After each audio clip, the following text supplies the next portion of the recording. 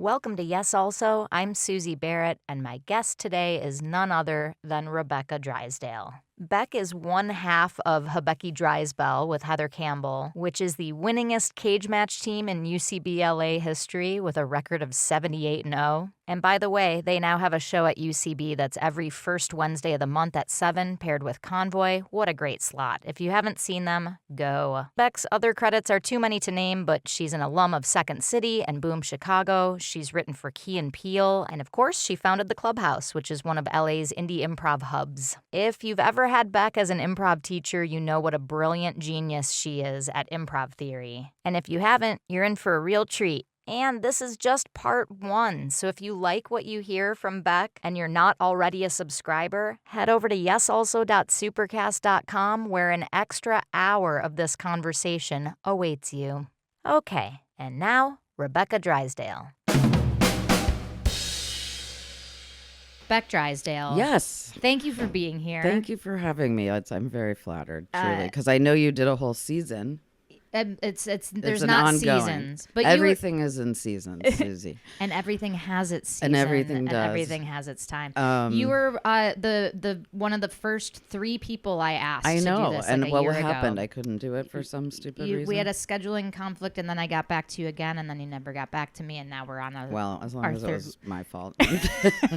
I didn't mean to sell you out like that. No, it was fine. like we were both busy. Okay, yeah, got yeah. It was an hour fault. We live in LA, and that's the answer. That's the answer. Where do you want to start? Some of these start with like the origin story of like how improv arrived in your life. Some people start with like something that they've been burning on their brains lately that they've been thinking about Probably improv. not there. About improv. Yeah. I was like, let's not improv. start with what's burning on my brain because we won't get that's to improv. brain herpes, and I don't want people to know I have it. I don't. I mean, it's a responsibility to tell people, but I don't. Do you want to start improv-y or origin-y? What's your hunch? I'm happy to follow you. You've done this more than me. You know me. Where do I you know wanna you. start? Well, we've known each other since since you were 20 and I was barely 21. Yes. Well, you were my elder. I was your elder, but you were my improv elder. Let's start there. So how you arrived in my life was... Yeah, remind me, because you know me. I don't remember a fucking thing. I know. Can I swear? Yeah, oh yeah. Okay. Fuck yeah. Yeah, fuck yeah, you can. I landed in Chicago when I was 21 and just out of college, and you had been there for a year or 2 years. You left Sarah Lawrence at 19. I did.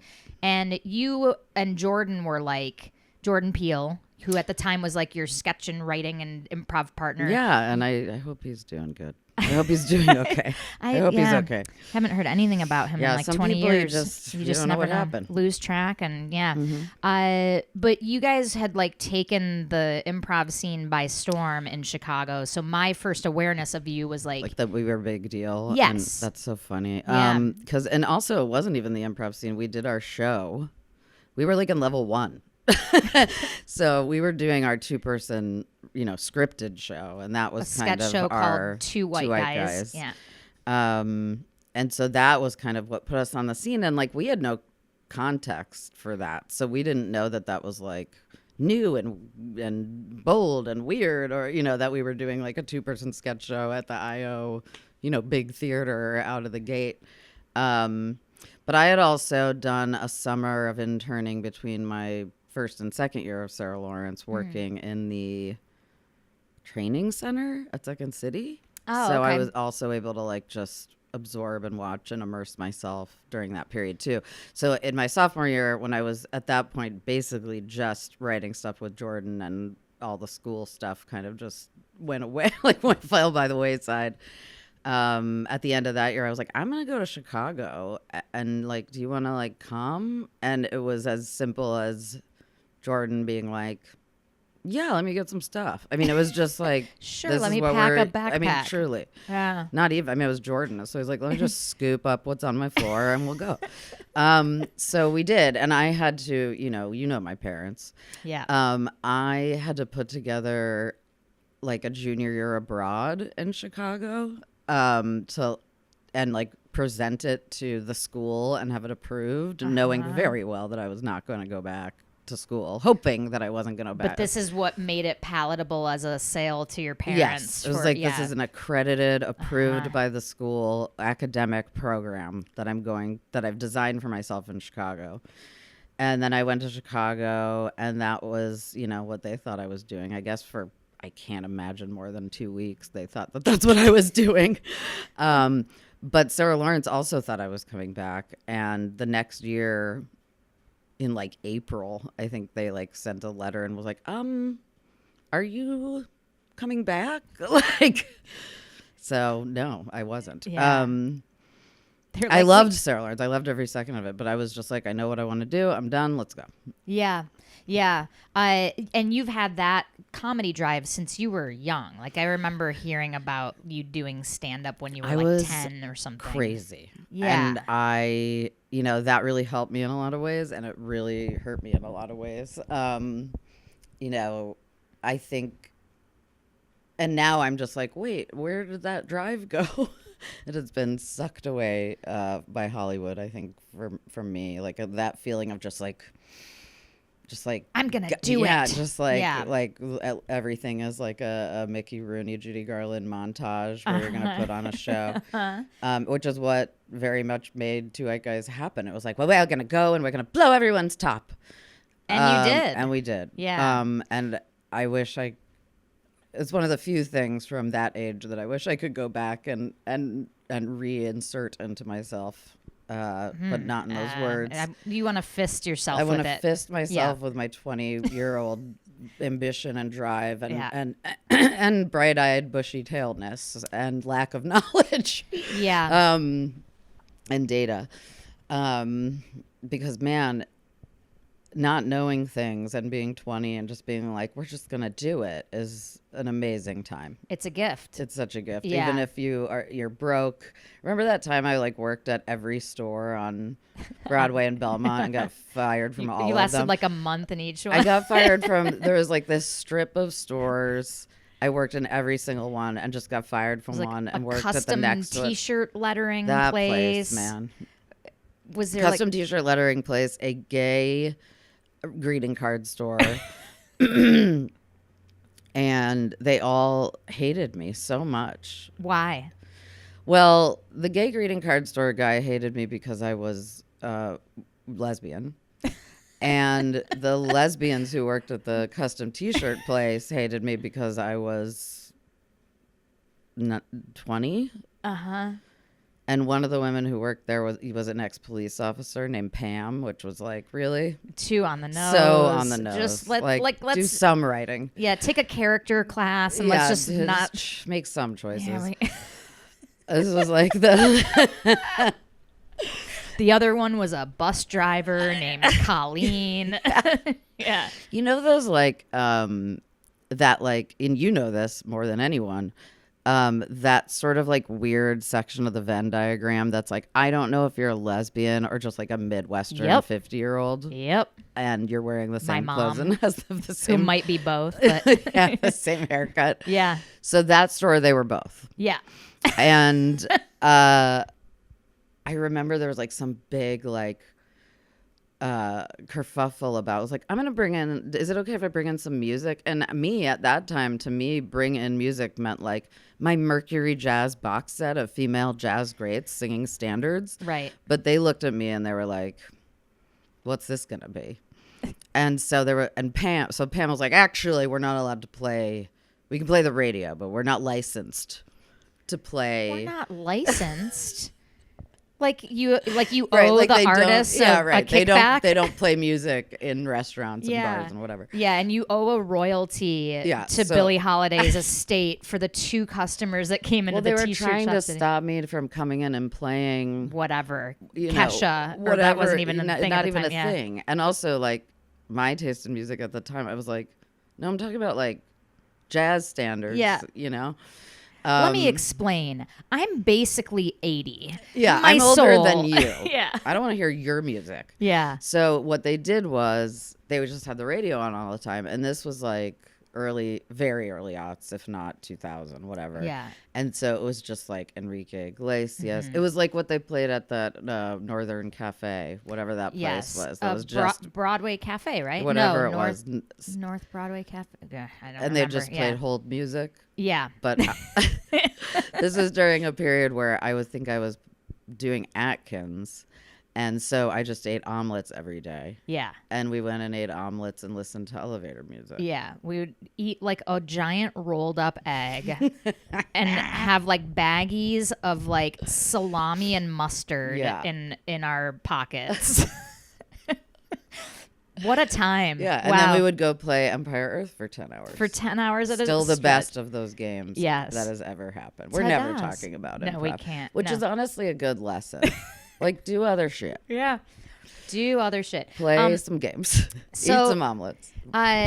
So let's just kind of like give a broad overview of your kind of the improv journey. The bullet points of your journey. Okay. Chicago, Harold team in Chicago. So before that, I'm going to go before that, if that's okay. Back it up.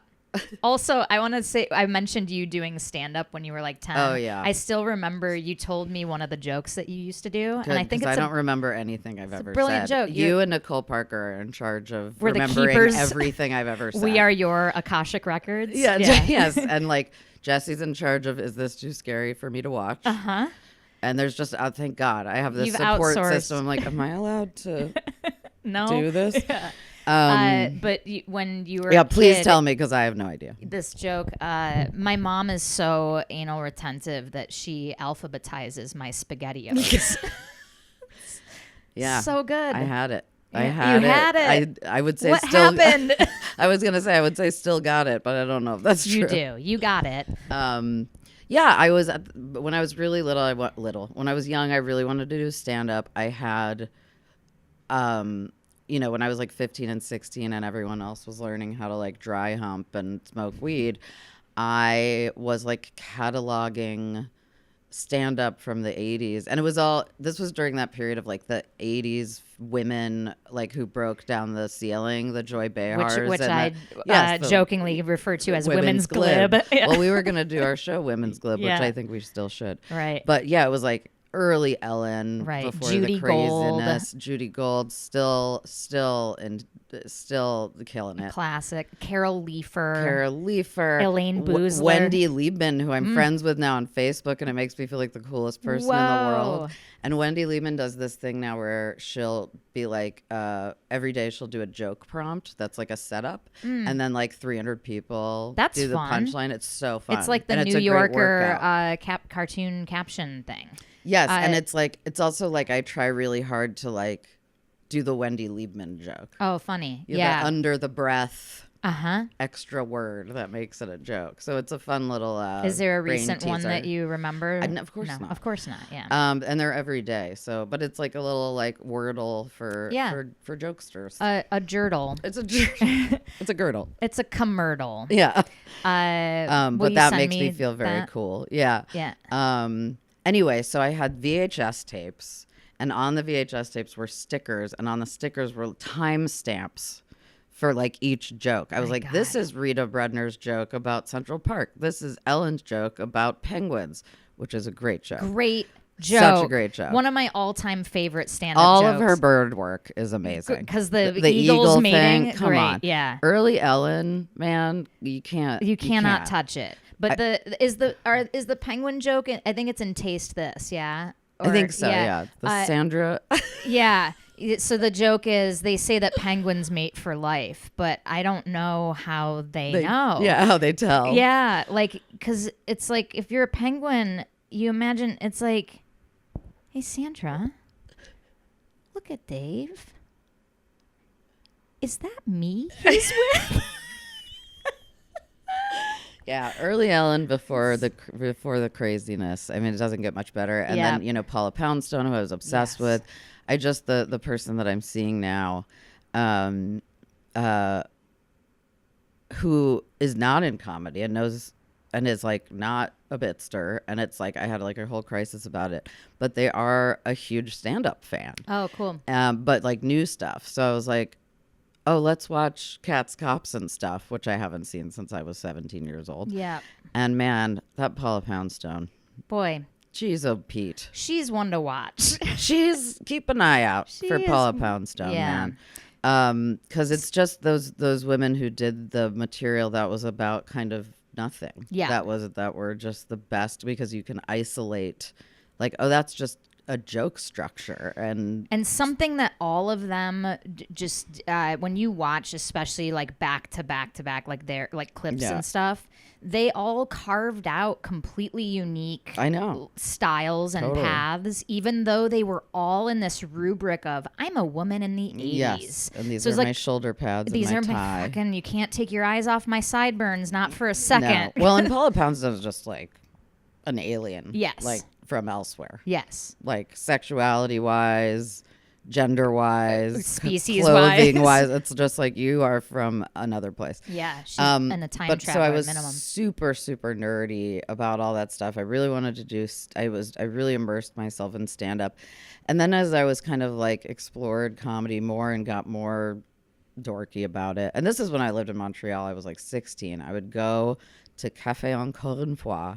And Do not speak like that to me. You watch your mouth. I would chain smoke de Mauriers, and I would write stand up when I was Wow. like 16. Like what?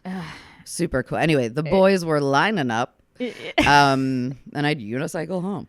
And one of those boys was you. I know I'm talking about. I'm talking about me. Yeah. But as I explored more and realized that, like, oh, wait a minute, actually the things that I'm like super drawn to are, you know, more sort of sketch improv, the Gilda Radners and the Catherine O'Hara's and the SCTV and stuff like that, and Christopher Guest and things like that. I was like, this isn't stand up. Where does this come from? Mm-hmm. And at that time, the answer was Second City. Right. So I was like, let's fucking go. We got to go. And so I was, when I was like 17 or something, we did a theater trip up from my school. I grew up in Montreal, and we did a theater trip to like around the Midwest. And one of the places we did our show was in Evanston. And I had a lot of friends who were going to Northwestern at that time. So I met up with my friend Dave Iserson, shout out. And we went to Second City. I snuck out of the like host family that I was staying with, and I went to Second City because I was like, I'm not trying to be in Evanston and not go to Second City when I'm here for the first time. Also, the through line of like that your rebellion. I know. It Was was going like to the theater. Yes, it's so cute. I know, it is. There I was like smoking cigarettes to write stand-up jokes, and I quit It's so school true. to It's go so true. learn comedy in Chicago, where all my heroes went. Well, and like in Montreal, you can go drinking when you're like 15. And for me at the time, it was like, oh, this is so great because I can go and like get a glass of wine and write. I can get so many jokes I accomplished. can go see stand up. I can get into clubs and like see shows. Yeah. I can go dance to my favorite Motown band. Right. No, I would go to Charlie Biddle's, which was a jazz club in Montreal. I would order the brownie, which was delicious. Huge brownie. And a literal brownie. A literal I pictured brownie. it like a whiskey a double drink? whiskey Hell with no. a whiskey No, rim. I had a brownie and a glass of milk. And I listened to Charlie Biddle on the fiddle, and I wrote comedy. I was obsessed. I was the more dedicated then than ever. And I was yeah, that drive I definitely need back. It's amazing how Hollywood and the business can just rip that out of you. But yeah, super nerdy. And then I started, so I went to Second City. I got in so much trouble for sneaking out. And they were like, we're going to have to tell your parents about this. And I was like, if you want to tell my parents that I snuck out on a theater trip to go see theater, go for it. I did extra credit. Yeah, I did the trip too hard. Yeah, I did it too well. Yeah. And I also was like, I knew that I was going to be there someday. So I was like, I had to. Yeah. This was like recon. I had to go. I had to go to a fitting so that they have time to like Yeah, size me exactly. for my character shoes. And the show that I saw on that when I snuck out, my big rebellion, my Rumspringa, was oh my God, Promise Keepers, Losers, Weepers. It was Scott Adsit, Dratch. I think Tina was still there. Kevin Dorff. This was the show with like Grandma's Records. I love talking about Second City in LA, where it's like everyone's like 9 and they have no idea what I'm talking about. But this was like, when you say Grandma's Records, describe the sketch. So the sketch was a bunch of priests and nuns, and I guess the pastor had died, and so they were preparing for the service for this pastor, and they were going through all of his old stuff, and they find like a cardboard box of old records of like 78s from like the teens and 30s, and they're like, oh, we should play, you know, one of his old favorite records. Oh, just you know, as an whatever. homage, yeah. And so they start putting on these records, and a lot of those records, very famously, were very dirty. And so every record they put on is a very, very filthy, you know, sexy, innuendo-y record. And the way they did it was that on the very side of the stage, I think initially it was Tina Dorff and Adsit. I might be wrong about that. Being the band, being the the record, yeah. And one of them had a ukulele, and one of them had a megaphone, and one of them had a piece of like a lighting gel. And so the lighting gel was the like was the brilliant. crinkle of the record, and the megaphone made the kind of old timey voice, and the other person ding ding was ding playing ding on the ding ding on the ukulele, yeah. And so it was like the song. I was washing dishes in my house the other day. Like once in a while, some old Second City thing will fly into my head, and I'll just stop whatever I'm doing and be like, that is so dumb and so good. And oh my God. And the thing that came into my head the other day was like, I go walking with my gal. Her name was Sally Clasterbait. And every time, and then they just take the thing off the record. So the game was like heightening how obvious the dirtiness was going to be. And you know, Dratch played a nun, and like and Adsit was kind of the priest or preacher. I'm Jewish. I don't know what I'm talking about. The priester, the pope, whatever the preachster. The preachster. And it's just a very classic scene. It toured a lot. You know, it was always sort of like an honor to get to do Grandma's Records. And then I came back to Second City, and then when Jordan and I went, we both got jobs there as hosts, meaning we like set up the chairs, or we worked in the kitchen, or we cleaned up vomit when that happened. Lowest possible job on the totem pole. But what I got to do was watch them every fucking night. And not only do the show, but the improv set every fucking night. And it's like, that was such an unbelievable textbook for me, especially because those people in particular were so brilliant. Yes. You know, Steph Weir and Dorff, and like eventually then like TJ was up there for a minute before Tallarico, Tammy. And then on ETC was like Craig Kakowski. The old timers call him Kaki. On ETC was Kaki, Horatio, Jack McBrayer, Matt Dwyer, I don't think there were women. Jean Villepeak at the time? That was a little later, but yes. Jean was up there with like Keegan and Sam Albert and stuff like that. That was a little later, but we're deep in the weeds. Everyone's like already signed off. But these are the people who taught the people who taught the people that you think are amazing. So pay attention. And then Sue Messing went up there eventually.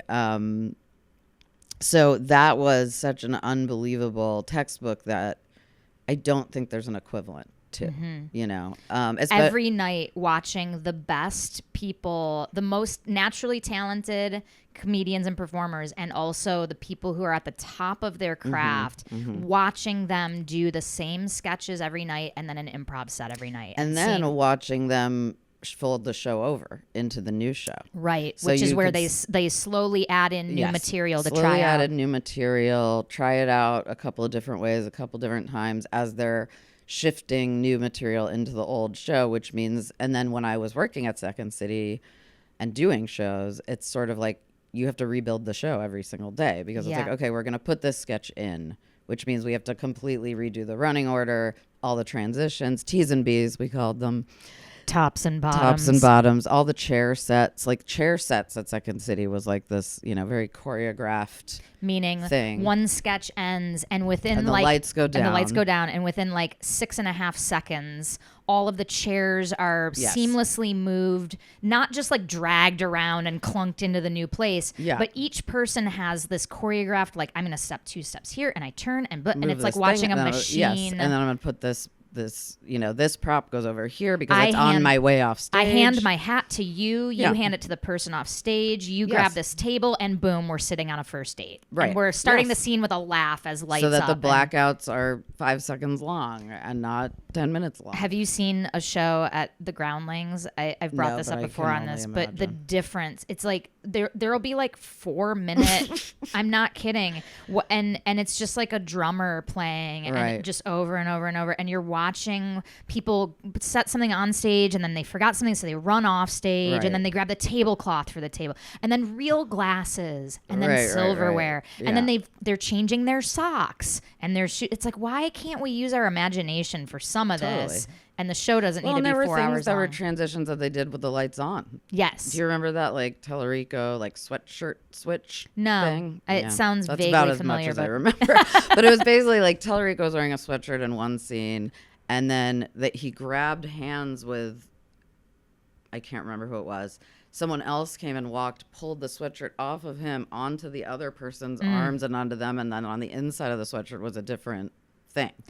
So it's like, make this part of the show. Yes. I want to pause here to talk about this because I want to make sure we're like injecting actual lessons into this. Yeah. Like a great takeaway for anyone doing sketch or any type of comedy, like the everything in the show from the start, from people walking in the door to them leaving, is part of the show. Yeah. So if you don't protect your comedy by having like just like sloppy, in betweens, people are frustrated, they're annoyed, or it doesn't look clean, or it looks like you don't care. Also now during a time of cell phones, it's like, how long do you have before people take up their phones and start checking shit? Like blackouts need to be like a second long. Yeah. And I think that shows up a lot in like one person shows, and I mean any sketch shows now, because I think you and I have the benefit in our old age of seeing professionally done sketch shows, and people don't have that anymore, really. Let's in this pause, let's start talking improv. Yeah, please. Guide me, because you know me. I'll just go off about whatever. I got you. I got your back. Thank you. At this time when you were like taking improv classes and learning the Herald and stuff, how did your comedy insert itself into that, or fist, or what? However, how did you gently finger your voice into? There's my confidence as a writer was always much more developed than my confidence as an improviser. And Jordan and I came to Chicago. We started doing our show. We became like the new kids on the block. My improv was, I was in level 1. I was like, playing warm-up games and stuff. And were you intimidated? Were you nervous? Oh my God. I would go home and cry. I would watch Stephanie Weir on stage, and I would go home and I would have a nervous breakdown. I'd be like, you were like, I'm not that. And I was like, I don't understand. Like the way that I framed it for myself, and I don't know why I framed it this way, was like, that to me is like throwing a bus. And like, I can't throw a bus. Like I cannot see a path from where I am improv wise to that. I still can't. But you are that. You're just your own version of that. You're just throwing a different bus, but like it's a short bus. Or you throw it in. I'm throwing a what are they called? Micro Machines bus. But it was like this thing of like, I simply can't do that, and I never will be able to, and it hurt me. But I think people are going to find that so inspiring, because you are such the beacon for so many people, which of is like insane the it to me that they're aiming towards. Even here, because I don't feel that at all. But Well, one thing I will say, and something I say when I teach, is like, I sucked so hard for so long. And it's, as a teacher anyway, I think my greatest asset. It's like, I know what it feels like to blow for a very long time. And when I started to get better was when I had the opportunity, when I moved to New York and I was invited to do this show with all these like Chicago fucking greats. And suddenly I'm playing every week with Gaussis and Scott Adsit and, these people who I came up admiring and watching and couldn't even believe I was on stage. That's when I got good because I knew that even if I ate shit, they had me. Yeah. Because they're so good that they'll make me look like a genius anyway. So it was that sort of trust and faith that got me to a place where I had trust and faith in myself. Let's analyze that. Was that process like, now that half of your brain isn't like spent using its bandwidth, like being terrified that the scene's going to go wrong. Yeah. You can relax because they have the bulk of the rowing. And now on the boat, you can kind of get used to how to hold the oars and how to, you can get, And, now I feel like my greatest weakness as an improviser is that I feel like I'm only as good as the people I'm on stage with. Whereas someone like Scott Adsit, he does shows all the time where he's like, I'm just going to pull up a plate of cheese from the audience and make the plate of cheese look like a genius. Like I would love to get to that. Start going to jams. And I've done some of it. Yeah. But it's like, I think that my sort of like the best I ever have been was, probably, I don't know, 10 years ago. Right now I just don't get to play very much, and so I don't have a lot of momentum, and I feel very I feel like that half that you're talking about, that half that's thinking about improv, is like sneaking back in. Yeah. Because I'm not in this sort of flow state of getting to play all the time.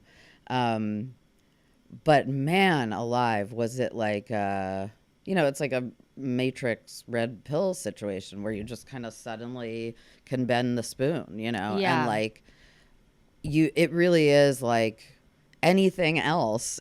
This is something I talk about all the time. It's like, if you're going to play the piano or you're going to learn the violin or whatever, you have the sort of 10,000 hours and the expectation that you're just going to suck for a while, but with a violin, you can squeak away in the privacy of your own basement. I talk about this all the time. Yeah, I've talked about it here. Magicians, too, they get to not be able to hide the coin for a year in their bedroom in front of a mirror before they finally go, here's my trick. Exactly. And we with have to improv, do it in front you of have people. to squeak away and show your coin instantly. Yeah. To get your reps. Yeah. There's no way to practice in the privacy of your own bedroom. So the suckery that has to happen on stage is super important and really necessary, which is one of the big reasons the Clubhouse exists. Yes. And because so many of the other places, you kind of feel like you're always in some state of audition, whether it's socially or talent-wise or, skill-wise or whatever. There's always this sense of like, all of this is going to, decide whether I move forward or get on a team or whatever. And you have that, the perception of an external eye that's watching you. The eye of Saruman is like judging whether you're going to get cut from your team or put on a team or whatever. And, what was nice about, now there are other paths besides the Chicago path, Yeah. Before it was like, that's where you went. And now you can kind of skip that stuff and go to New York or come here or whatever. Or stay where you are and take classes online and get good on. Yeah. But at the time, it was like Chicago was the way there. And Second City was specifically the way to wherever the hell you wanted to go next, or supposedly. But the thing about Chicago is there's no industry there. And so really what you wanted was like, God, I want to get on a touring company. God, I want to get on one of those stages. Mm-hmm. But it wasn't like, God, I want to get on one of those stages so that I can then do something else. Like, we would cry and freak out about just getting to do it. Yeah. Rather than it being a stepping stone to somewhere else. There was this, kind of vague connection to Saturday Night Live. There was this kind of like vague connection to like, there might be a way to do this for a living. But like, we were obsessed with Just Green Co. Yeah. Like, we just wanted to get to do it more. But anyway, back to me sucking. Well, two things. Okay. I'll put a bookmark in what I was just going to say. Okay. I remember during that phase or just after it was when you were doing like a 2-person with Christina Gaussis, like out of that New York time. Right. And I remember you telling me, and you were like in your 30s at this point, and you were like, I wasn't improvising before, and finally this is the first time in my life I'm improvising. Yeah. And that blew my mind because I had watched you for years be one of the best improvisers I knew, both in long form at IO and Second City, but also or not second, but like at IO, and then in short form at Boom. God, and that's so funny. And it just blew my mind, and I asked what you meant, and you said, before I was just writing very fast. Yes. You were like, sure. I was the whole show, I was writing fast, but being a fast writer on stage is not the same as improv. Well, because when we were coming up, like, I remember when Jordan and I, we lived like 3 blocks away from IO. Right next to that, the best burrito place in the world. Under the Taco Addison Burrito Express. L. Yeah. Come on. The best. So TBX. TVX, unbelievable. So we were really close to IO. We went every fucking day. Yeah. We went every night. And one of the people we saw all the time was Craig Kukowski. And we decided, like, here's what Craig does. Craig Kukowski will start a scene, and then at some point in the scene, he'll freeze time. He'll go do research on whatever he's doing research on. He'll come back to the stage. He'll resume time and then dole out this like encyclopedic knowledge of whatever the hell he's talking about. And yeah, I think it's that distinction, especially because we were writing. It was like, oh, this is a different sport. This isn't about learning how to be fast. If anything, it's about learning how to slow down. Yeah. And what writing does when you're writing in your head and you're in an improv scene, it means you're not listening. So you're actually shooting yourself in the foot.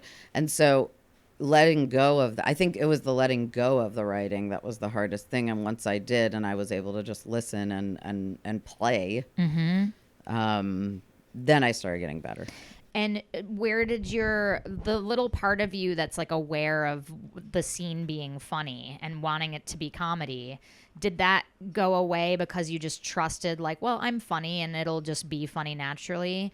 Or I think it's that, closing the gap between like what you understand is going on stage and what you can actually do on stage.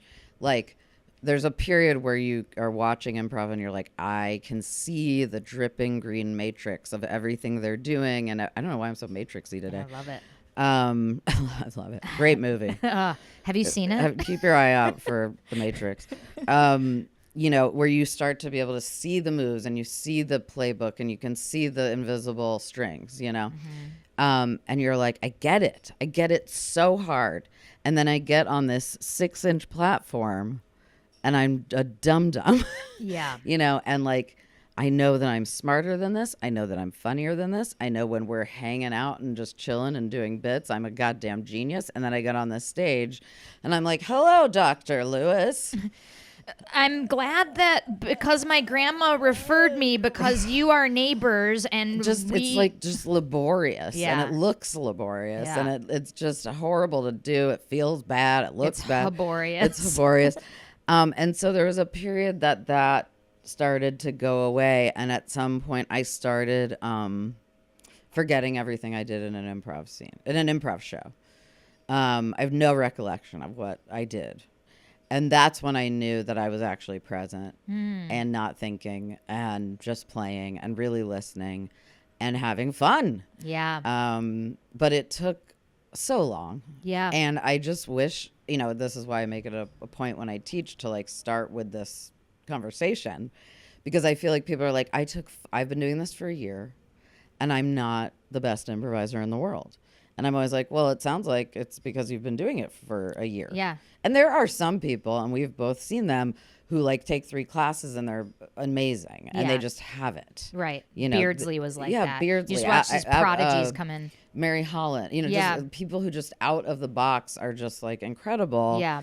I was not one of those people by same. any means. And it was painful and it really hurt and made me, you know, like, I mean, coming off of stage, I'm sure everyone can relate to this, coming off stage and apologizing to the rest of I still do it. It's obnoxious. This is why I don't get asked, because I have this problem where I'm like, I'm so sorry about whatever I just did on stage that was in any way horrible for you. You used to do that after PDQ shows. Horrible. And this is like a year and a half ago. Yeah. And I was like, it was great. Did you know. hear everyone cheering and laughing? It was great. We had so much fun. I know. And I'm still just like, I can put myself away if you need me to for the crimes that I've just committed against this audience. And against my fellow improvisers. Would you describe that as a type of imposter syndrome? I'm not good enough to describe imposter syndrome. Yeah, it would be out of my league to really speak about that. No, I think it's, I want to be better. Yeah. And I think there's, you know, I have found it very difficult since I moved to LA because I haven't totally figured out how to like play the amount I want to play and play with the people that I want to play with. And so I really do feel like I'm very rusty and very out of practice. And so when I'm doing a show a month, I feel very like, it's like halfway through the show that I feel like, oh, right, improv. Yeah. And so it's more of an out of practice thing. I feel like I'm not as good as I was 10 years ago, 7 years ago, whatever it was.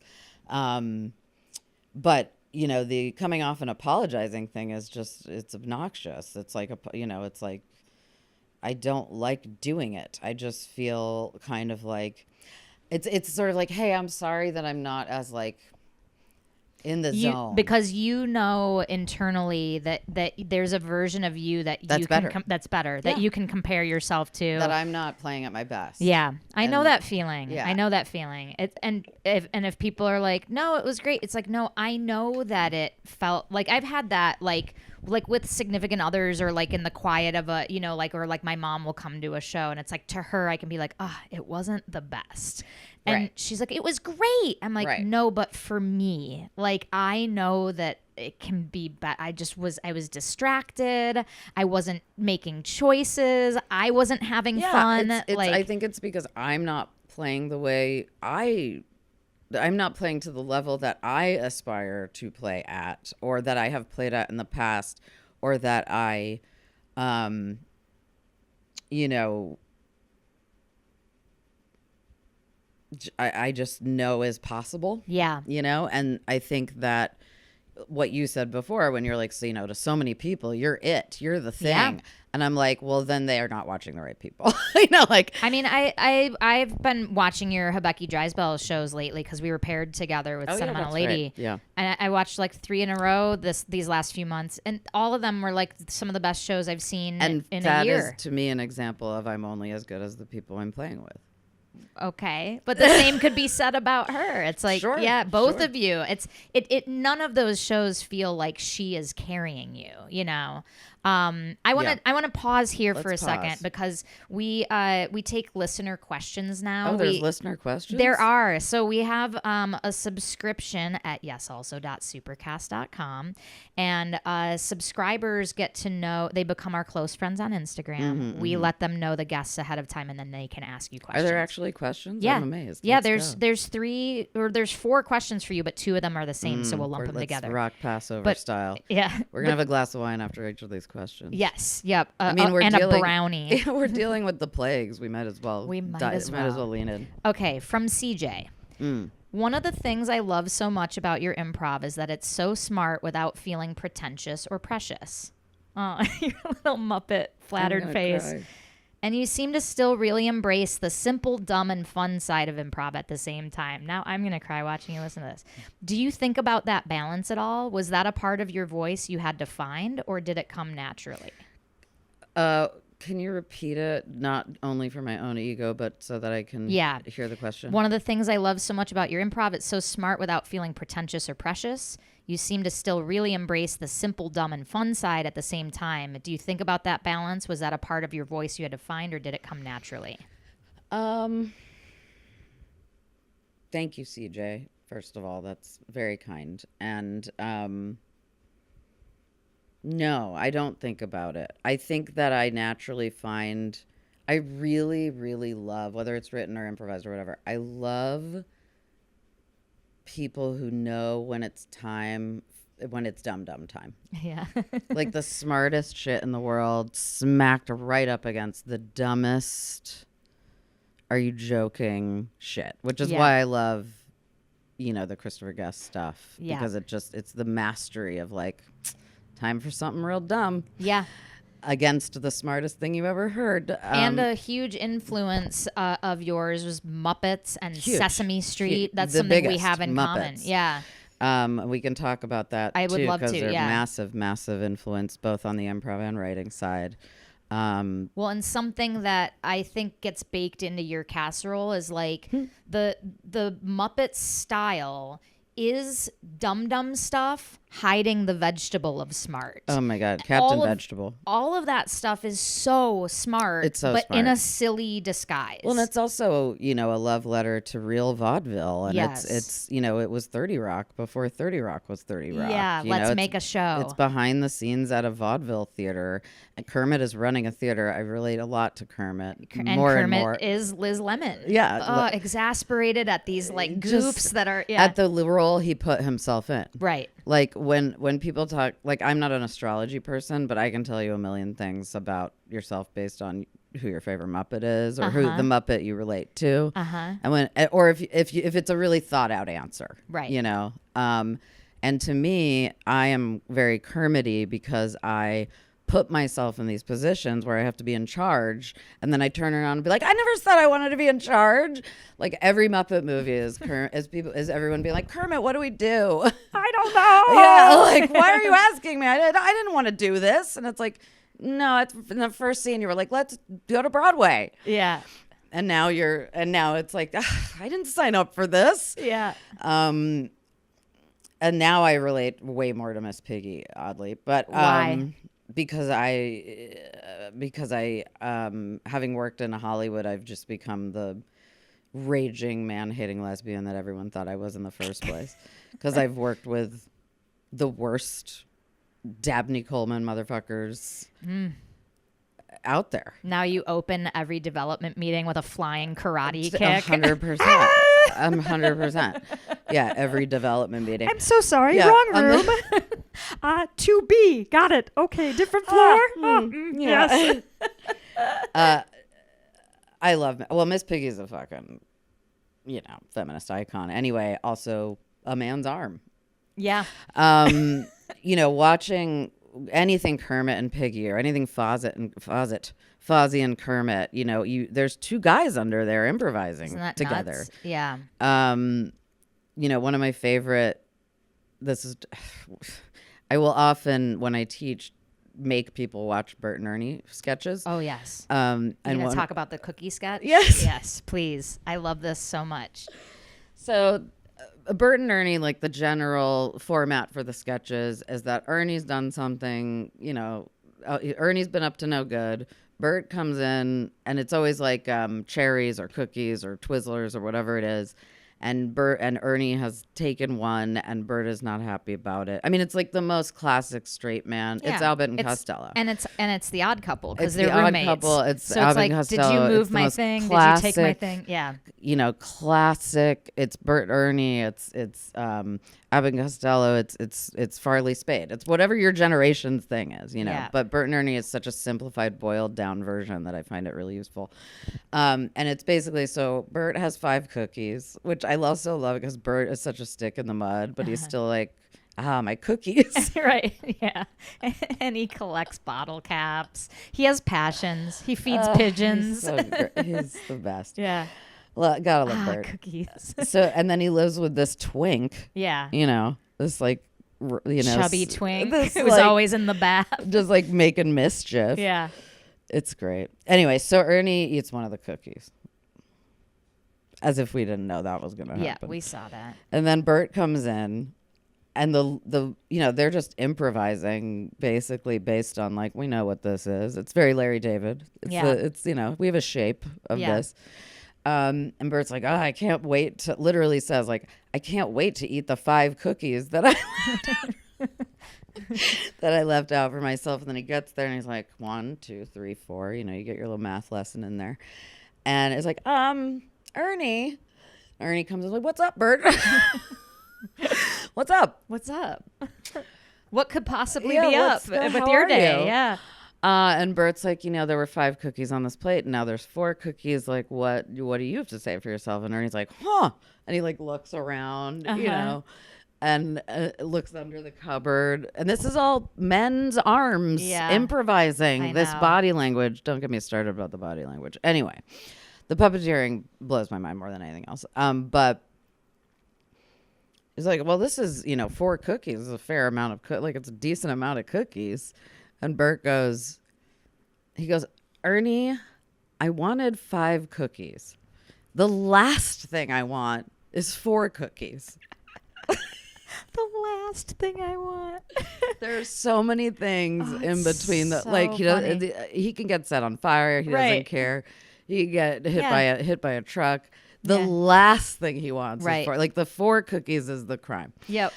So there's just these 2 brilliant men standing under a stage watching themselves on a mirror. Mm-hmm. And when you think about it like that, anything you watch that is, again, Fozzie, Kermit, Piggy, Bert, Ernie, they're improvising down there. Yeah. And brilliantly and beautifully. And often their scene partner is a 3-year-old who thinks that Correct. they're a real monster. Yes. And they get to play off of that scene partner. And the best guests on the Muppet Show specifically are the ones that, most of them who are on the Muppet Show are this is not a problem for them, but they work with the Muppets as other actors. Right. There's no like awareness that they don't look down and look at the, look at Frank and Jim, and they just are playing with them. A great example is in Great Muppet Caper, watching Charles Grodin believably fall in love with Miss Piggy. That musical number, she's like Esther Williams in the water. Miss Piggy. Loneliness, Miss Piggy. There's so much gold in there. Yeah. So all of that, I brought up that as a way of saying, like, from a young age, the Kool-Aid you were drinking and the comedy you were obsessing over, a large part of it was that, which was equal parts super smart and super silly. Totally. But I think really at its core, the first, there's another thing that I will force upon my students. The very, very, very first sketch on the Muppet Show was a sketch called Java, which was these 2 macaroni they look like fuzzy macaronis with eyeballs. And it's a nonverbal scene just to music where there's a big macaroni and then there's like a kid macaroni and they're dancing, and the kid macaroni is like trying to learn how to dance, and the bigger one is like, get the fuck out of here. And then the big macaroni,